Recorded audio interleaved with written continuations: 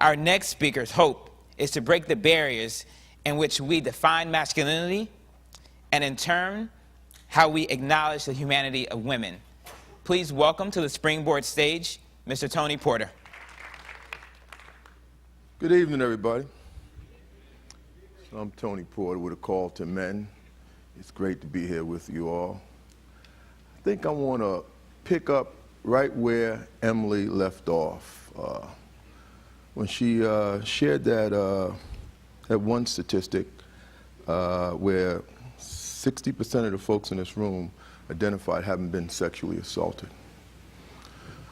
I'll go further then and say that it's a comfortable assumption that there are folks in this room who have been raped. 1 out of 6 women in this country will be raped. The numbers are similar in other countries, and in many countries it may very well be higher. 1 out of 4 women will be sexually assaulted in the United States of America during her 4 years in college. And when we talk about sexual assault, 75% of those women will be 75% of those women will be 25 years old or younger. So many times we're talking about children. I want to start out by asking you to envision a world you would want to see for your daughters or other little girls that you may love. And if you don't have a daughter, think when you do have a daughter. Or just think about a girl you love. For some of us, it might be our granddaughter. Let's make her between 5 and 10 years old. And let's envision a world we would want to see for her when she comes of age. And I'm going to say coming of age is that day when she's out of your presence and she's in college, first-year student, walking across the campus green, talking to her girlfriend back at home. Would you envision that world? In that world, how would you want to see men acting and behaving? I want to put that on your heart for the rest of the time I have the honor of standing here talking to you. How would you want to see men acting and behaving? What would you want to see from men, sir? Yeah, I'm the type that's going to ask questions. Yeah, what would you want to see from men? You want to see men being respectful. Sir, what would you want to see from men? Give me something other than respectful. What would you want to see? Empathetic men. What would you want to see, Raphael, from men? Vocal meaning that they will speak up and react. Yeah. Most of the responses I get when I ask that question of men tend to reflect the areas that we know we're falling short. They tend to reflect the areas that we know we're falling short. I've never ever, and I've asked these type questions. I've been doing this about 20 years, well over 1 million men. I don't recall an occasion where I got a response, we're doing just fine, there's nothing to change. Now, I want to back up and say, for the most part, we're good men. We're well-meaning men. We're dads, you know, we're sons, we're brothers, we're husbands, we're partners, we're good men trying to do the right thing. I'm from New York City, born and raised between the Bronx and Harlem. And we would just say, you know, just trying to hold it down. Everyday guys, just trying to hold it down, do what you got to do, take care of you and yours. That's what most men are. But the truth of the matter is, in this country and abroad, men's violence against women is at epidemic proportions. Right here in the United States of America, the Center for Disease Control says it is one of the leading causes of injury to women, only second to the various forms of cancer that women experience. I would bank on it that the numbers are very similar around the globe. It is at epidemic proportions. And while, like Emily said, I'm down with the attention we need to give to Ebola and all the other things that are going on around the globe, but this gets rarely talked about. It is one of the leading causes of injury to women. And most of the time I say that to someone or to an audience, most of the folks in the audience never knew that. If my outstretched arms represented all the men in this country, and think about your country, if it's not here, think about those men as I say this. It's about this many men who perpetrate violence against women. And then there's all the rest of us that don't. So what am I saying? I'm saying that the majority of men don't. The majority of men don't. It's about this many men who perpetrate violence against women. Now, it's not a small amount of men, but it is a small amount of men in comparison to all the rest of us. As I said, there's a tremendous amount of violence, so there is a lot of men. But it is a small amount of men in comparison to the rest of us. So the question in front of us, is, how is it that this many men do what they do to women in the presence of all of us good men?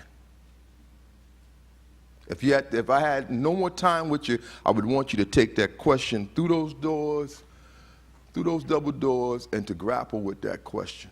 How is it that this many men do what they do to women in the presence of all of us good men? Now, in the presence of all of us good men does not necessarily mean that we were there when it happened.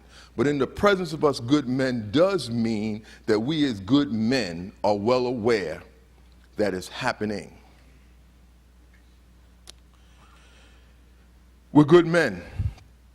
So I don't believe that we're down with the violence. I don't believe that we're okay with the violence, but I do believe that we have to begin to have critical conversations about it.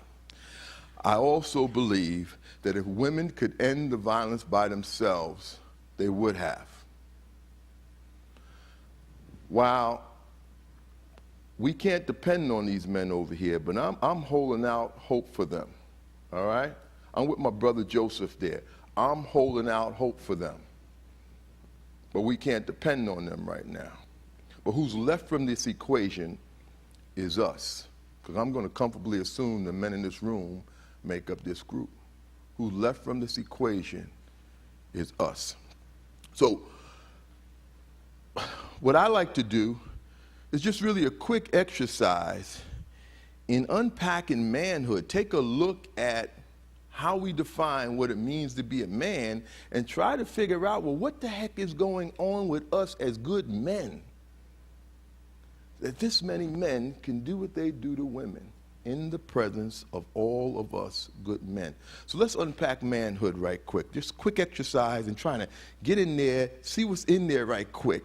We don't have a lot of time, but let's see what's in there right quick that is contributing to this issue.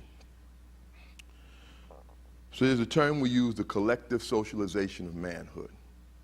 And that really speaks to how men collectively are taught to act, to think, and behave. It does not mean that every man does the same thing, but it does mean that there is a collective definition amongst us of what it means to be a man.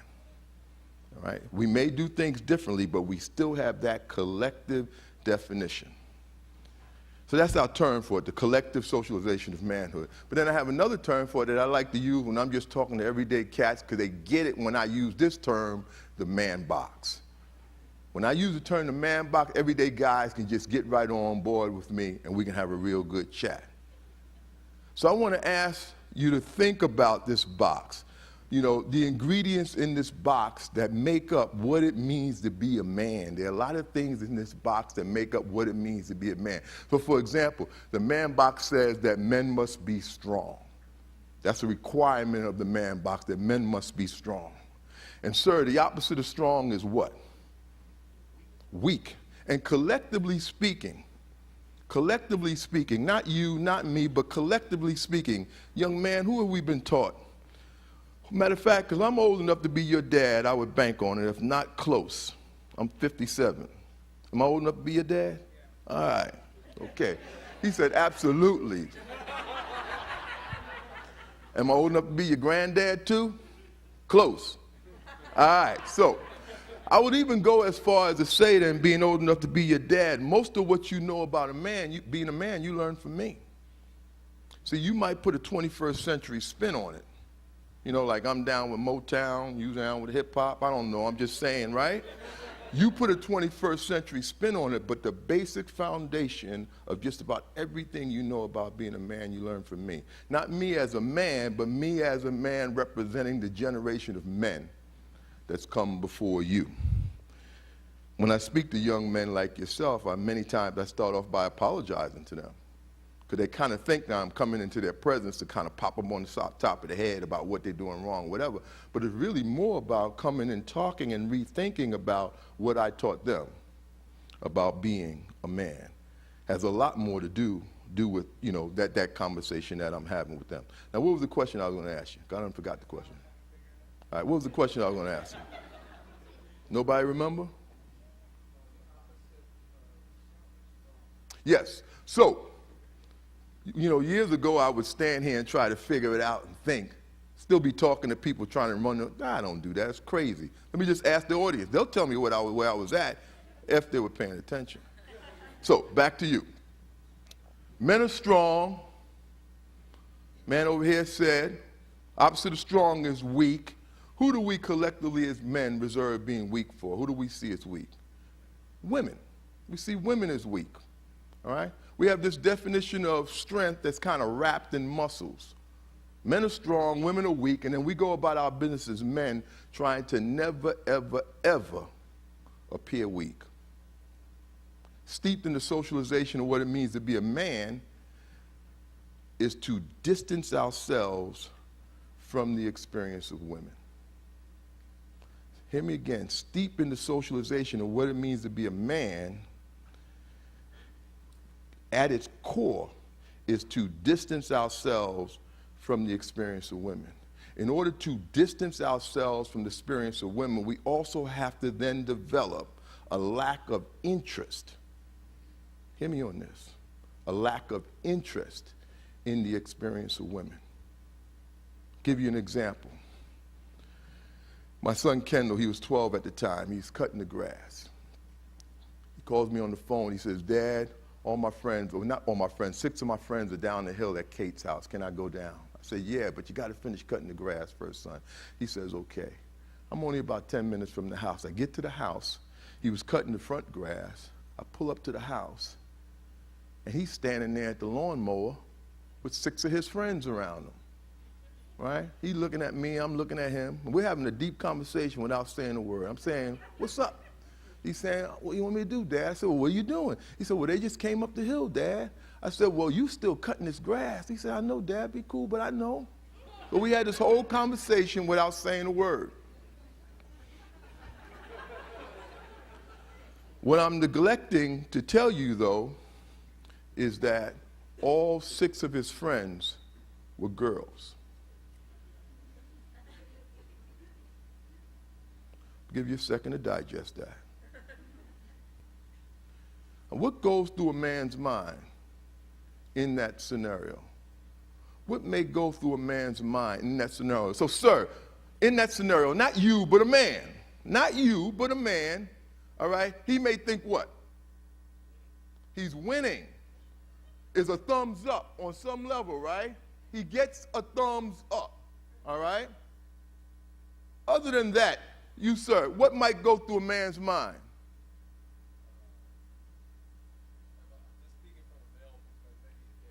Maybe he's gay. We go to those 2 extremes. We go thumbs up at a boy, right?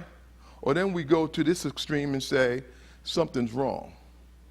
Is he gay means something wrong. This man box, while gay men are men, don't get that twisted, and they got a lot of man box stuff going on, the man box is designed to serve heterosexual men, for the most part. Gay men get a few beanies out of that, but it's mostly designed for the benefit of heterosexual men. Gay men are victimized by this man box. So it's either a thumbs up or something's wrong with him. Those are the extremes we go to as men. Thumbs up meaning that if he's 12, they're probably all 12.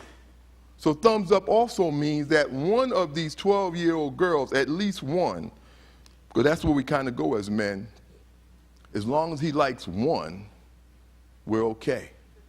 That's where we go as men. So thumbs up actually means that one of these 12-year-old girls has to be a sexual object in order for this whole scenario to be right. Because if not one of these girls is a sexual object, there's something wrong with this scenario. What are we teaching our sons? What are we teaching other boys when we do that? We are teaching them to have a lack of interest in the experience of girls to later become women outside of sexual conquest. That's what we're teaching them. And we don't even, that doesn't register for us. I'm going to still hold true to, we're good men. But the problem is we're kind of on remote control, just doing things the way we've always done them. We're not naming things. We're not sitting down and critically thinking it through. We're just kind of on remote control. Which one do you like, son? And as long as you like one, it's okay. And if he says, I don't like any of them, we might find ourselves as men saying, well, what are you hanging out with them for? Well, what are you doing with them? Why are you with them? It's like difficult for us to make sense of why he would have an interest in being with girls. And we don't use these words, but that's what it's about when sexual conquest is not a goal. We're developing this lack of interest, we're passing it on to him, and we're creating an environment where this many men actually start to become comfortable in the presence of all of us good men. When we think about emotions and feelings, you know, this man box, what does it teach men to do with their emotions and feelings? Anybody just yell it out? Don't say nothing. What does it teach us to do with our feelings? Suppress them, right? To stick them away, right? It doesn't say we don't have them, but it says we don't share them. We don't let them out. We don't express them. We stick them way down because in our socialization of what it means to be a man, women express feelings and emotions, men don't. All right? Again, distancing ourselves from the experience of women. And here is really at our own demise. But now there's one emotion that men have permission to express. Which one is that? Anger, right? And anger is actually a secondary emotion, meaning that it's never, ever, ever, ever, ever first, always, absolutely always secondary to one of two emotions. Which of those emotions? Fear is one, hurt is the other one. I guarantee you, every time you get angry, you are either experiencing hurt or fear. When we come back to what we teach our boys, we teach them to almost never be afraid of anything. That is insane, but that's the teaching our boys get, no fear, which is insane. But that's the message they get coming from a whole host of places, no fear. We teach them no pain. We, first of all, they're so disconnected from their emotions that they don't even connect with feelings of being hurt. If you ask a boy who's having an argument with a buddy of his and he's angry at him, if you ask him, well, what's wrong? He'll say, I'm angry at him, I'm pissed. And if you said to him, no, you know, you're really not pissed, son. What's really going on is your feelings are hurt. He'll say to you, my feelings are hurt. No, my feelings ain't hurt. I'm pissed. I told you I'm pissed. I said, no, your feelings are hurt. He'll say, no, my feelings ain't hurt. I'm pissed. Actually, I can have that same conversation with a grown man, and he'll be saying, he'll probably cuss me out. What feelings? What are you talking about, feelings? I'm pissed. But the truth of the matter is, your feelings are hurt. But emotional intelligence, women have a great deal more emotional intelligence than we have as men. We cut feelings and emotions off at a very early age in our quest to distance ourselves from the experience of women and how we define what it means to be a man. And in distancing ourselves from the experience of women, we develop a lack of interest in the experience of women, which then continues to perpetuate a society where this many men can do what they do to women in the presence of all of us good men. We cut feelings and emotions off very early on. At what age is it no longer okay for a boy to cry in public? About what age? 5, right? And that's about the age we started, around 4, 5. We don't expect him to get it yet, but we started around the age of 4 or 5 with the expectation by the age of 10, he would have perfected it. Because if he's 10 years old and he's still crying in public, got problems. What age is it no longer okay for a girl to cry in public?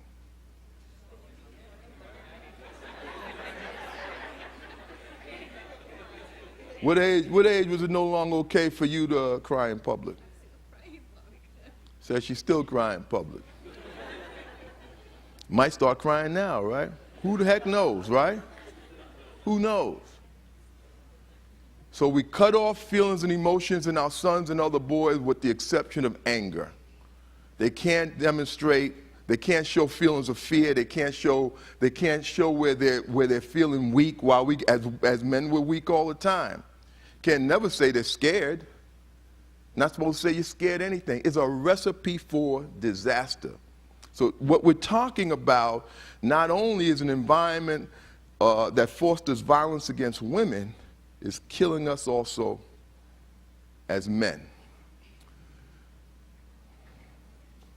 We're teaching men, see, in the United States of America, we look at it as a collective way, and I see this globally as well. Collectively speaking, we live in a male-dominating society.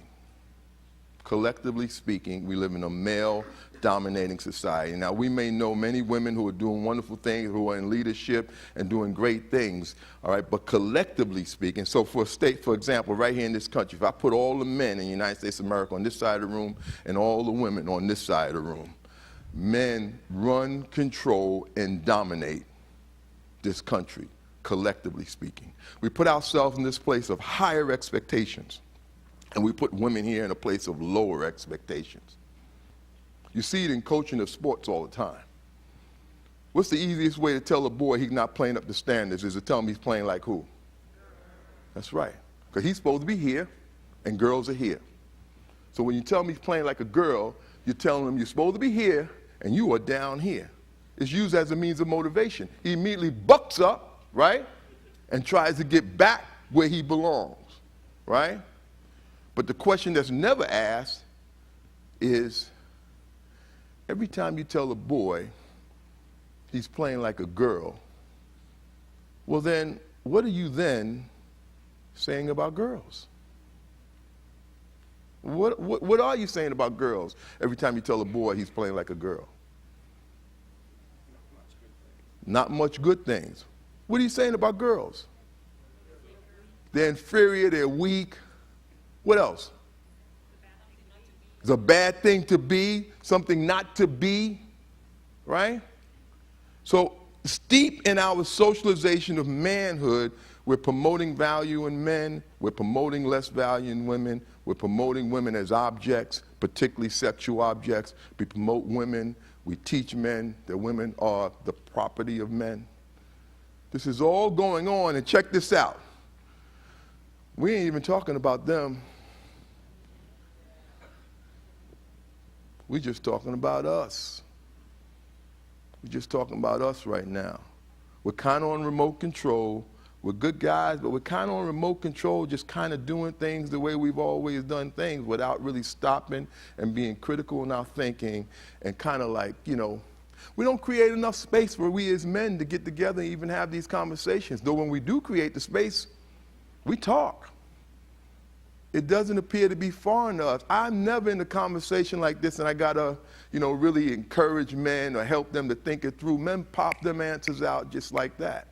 But what we don't do is create the space to really have these critical conversations. Let me ask you a question here now. I got a question I want to ask you. So this is the question. What percentage of violence against women do you believe is rooted in a male-dominating society? What percentage? Take your phones out now, please, and let's answer this question.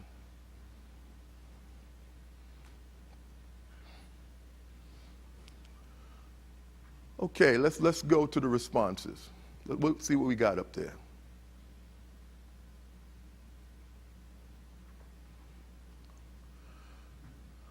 "70% or more." Over half of you said 70% or more. And then over 50% of you said 25. So about 75% of us really see it as rooted in a male-dominating society. When we look at it from a place of institutional support, political support, steeped in our socialization, you'll see male domination and violence against women. We look at domestic violence, sexual violence, all forms of violence against women. We see them as being rooted in a male-dominating society. Let's continue the conversation. So, I want to unpack just a little more of this man box. There's been things on my mind, particularly when I was listening to Emily talking about street harassment and how we're raising our sons to be men, you know, and some of the stuff we're doing from a subconscious place. So much of what we're doing, you know, we're doing it from a subconscious place, not having really thought it all through. Let me see what other slides I have here. So this is a man, let's say he's talking to his son, right? What may he be saying to his son? Man up, hold your head up, look at me, look me in the eye, right? Well, let's flip that and make it his daughter. What might he be saying to her? Yeah, I know, we have to think about it now, right? Well, first of all, would he even have his finger here? May have his hand on his shoulder, you know? Yeah, it's going to be, it makes me think about Kendall and Jade when they were little. That's my two at home. They're 4 and 5 years old. Kendall's 15 months older than Jade. You know, when Jade's 4, she can come to me crying. Didn't matter what she was crying about. Get on my knee, snap my sleeve up, just whatever. Only thing that's important is Daddy got you. Kendall, the moment I would hear that boy crying, it's like a clock would go off. How much time would I give him? 5 seconds. You hard, girl. 5 seconds, that's all? Well, 5 seconds, if he's standing there, you get 5 seconds. He's in the other room, he might get 30 seconds. Bottom line is, by the time he got to me, his time was up. No knee time. Jay's all on the knee, getting loved up. He's getting, what's wrong? Hold your head up. Talk to me. Explain to me what's wrong. I can't understand you while you're crying, right? And if he can't kind of get it together, and how can he? He's 5 years old, he already upset, and now I'm yelling at him, right? So now he's crying even more.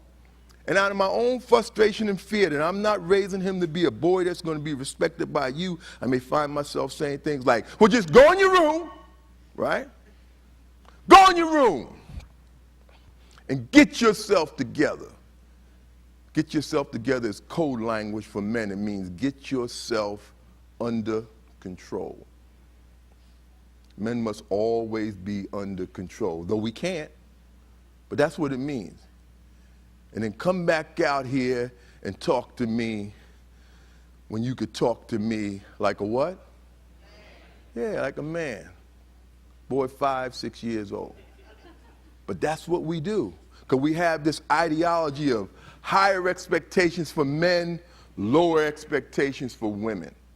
Supporting this environment where this many men do what they do to women in the presence of all of us good men. And we're doing it, not conscious of it. We're on remote control. We're good men. What we haven't done is taken the time to think critically about what we're doing and the impact that it's having.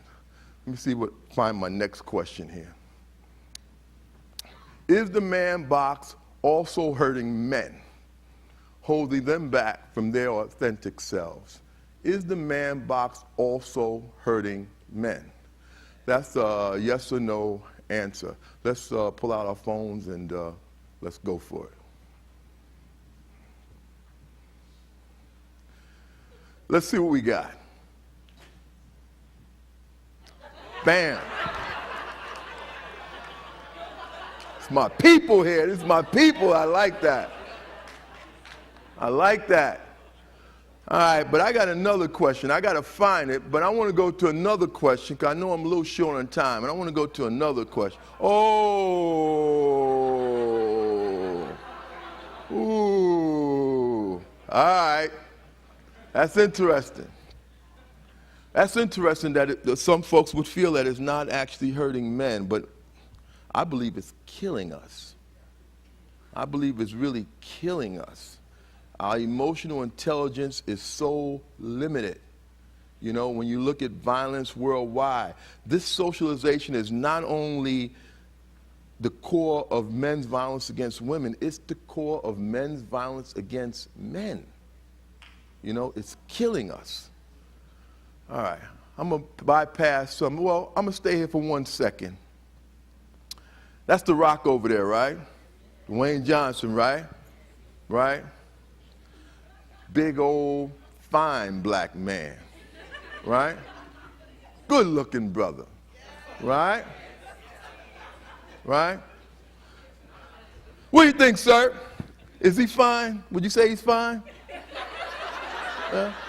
All right. How about you, young man? What do you think? Is the brother fine or what? You can't what? Is the brother fine or what? Come on. You, sir, is the man fine? Yeah? You can go there? You don't know? I didn't ask you if you know him. I'm telling you, look at him. Is the brother fine or what? Yes. I'm making fun, but what I'm trying to highlight is homophobia. All right? We talk about this man box. We have a tendency to say homophobia is the glue that keeps it together. So as I said earlier, you know, there's a tremendous amount of heterosexism in this box, and though you might have gay men, trans men, queer men, non-gender conforming men, they still, while they get beanies from this box, they're impacted by it because this box is steeped in heterosexism, which also means it's extremely homophobic. We say it's the glue that keeps it together. And so to actually step outside this man box, you got to be willing to challenge that. And that glue really keeps the glue keeps gay men in the box. They're homophobic as well. That glue keeps us as men in this box. So this is the box. All the things that are made up in that box. Don't cry, don't show feelings, don't demonstrate power and control, no weakness, no fear, be aggressive, be dominated, be protected. All this stuff is like kind of wired in us as men. Helping to maintain a society with this many men, a world with this many men, do what they do to women in the presence of all of us good men. I have to tend to start believing that we actually have more in common with them than different. That we actually have more in common with them than different. And that's what's outside the box. Anything associated with being gay, being a woman, being sensitive, being vulnerable, being weak. Things that I am vulnerable. I am sensitive. I do get weak. I do have emotions. All right? But all these things that we're told we don't have, or we do have them, lock them down, continue to distance yourself from the experience of women in your definition of what it means to be a man, creating an environment where we have a lack of interest in the experience of women. How many men in this room, either in college now or while in college, took women's studies courses? Raise your hand. I see 2, 3, 4 men, 5. That's good. That's actually a decent number of men for a small amount of men. But for the most part, we're not going to do it. And if a man does take a women's studies course, you walk by a women's studies course class, and there's 30 people in there, and there's 2 men. You stop, you look, you kind of do a double take, right? And you see the 2 men. What are the immediate thoughts we may have about those 2 men in the class? Why are they in the class? Trying to get a date. He's trying to get a date, and he's getting 3 credits at the same time. Damn, that's smart. All right? And the other thought is the same one we had before. Well, he must be gay. But never or far too often do we simply say he has an interest in the experience of women and he's trying to learn more. That doesn't register for us. It doesn't register for us. So this is the next question. I went there a little quicker than I meant, but here we go. And this question I threw in there, really want to see where you were at. We've been kind of talking about men. Well, let's talk a little bit about women. Do women play a role in men's violence against women and girls? Take out your phone right quick. Let's answer this question. Let's see where you're at. No, somewhat, or yeah, they do quite a bit. Do women play a role? We've been talking about the men. Let's see what's our thoughts about women. Okay, let's see what we got. Look at that. Look at somewhat. Look at major. Got a few no's there. We have them all? We only have 61 responses, but I think that we're going up a little bit. But that's interesting. You know, we're talking about violence against women. As you heard me say before, I believe it's rooted in a male-dominated society, which actually makes it a form of group oppression. We can call this one sexism. And whenever you have group oppression, you will have individuals. So you will have individual moms that might be teaching their sons to be the baddest boy in the block, right? You may have women that may do various things that link up with male domination, but 9 out of 10 times, those are individual behaviors that are not supported by political, institutional, and social supports. No different than when we say poor people like to be poor. They're lazy. It's no different than that. There are institutional, political, social impacts in their lives that's going to guarantee that poor people will be poor. I always laugh when we call poor people lazy. Rich people don't drive their own car, they don't wash their own clothes, they don't take care of their own babies, right? They don't cook their own food. To put it bluntly, they don't do shit. But poor people are lazy, all right? So far too often we neglect the institutional political supports, the socialization that glues it together, that creates it. So yeah, we will find individual women doing individual things, but by and large, the responsibility is in the hands of men. And even where we find those individual women doing individual things, if you just go below it one layer, the benefactor will still be men. Can we continue on?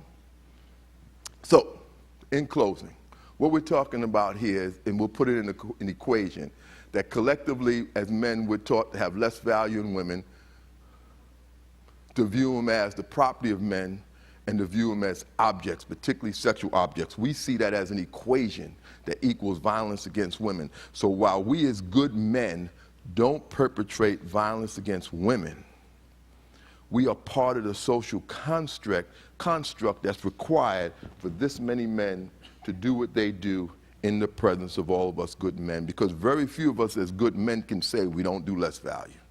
Very few of us as good men can say we don't do property. Very few of us as good men can say we don't do objectification. It's not even whether we do it. It's whether we're aware that we're doing it and we're trying to change the way we do what we do. Actually, we believe that we as good men make up, by and large, the foundation of what it means to be a man. We have a big hand in what we call the fertile ground that's required for violence against women to exist. So we don't perpetrate the violence, but we're part of that fertile ground. It would not happen without us. So our call to the men here is to, let's get on board. We're creating the world we want to see, the world we want to see for our sons and for our daughters, you know. Get involved in teaching our boys to be loving and respectful, creating the experience for our girls to be valued, to be safe, finding our place as being part of the solution, understanding that we can't just kind of sit on the sidelines, that it won't just happen by osmosis. That world we want to see for our daughters is not going to just it's not going to just happen by osmosis. A great deal of it will happen by what we're pouring into our sons and other boys, by what we're pouring in our son, developing a voice, and I get it, because as a man old enough to be many of the men in this room's dad, I did not teach you to have a voice. But now you know. Developing a voice, the ability to stand up, to speak out. Emily was talking about with street harassment, about men developing a voice, about men getting on the front lines, about understanding that if women could end the violence by themselves, they would have. We can't depend on these guys, but it's us that's missing from the equation. There's no gray area to hang out in. You're either part of the problem or you're part of the solution. So we're putting out a call to action. We're putting out a call to men. We're encouraging men in this room to find your place. You don't have to be on a stage or at a podium. It could just be in the time you spend with boys. There's an urgency of now, while at the same time there's a need to focus on the next generation of manhood. So we want you to join us. And if you're already here, we want you to just stay here and do more. Appreciate you. Thank you.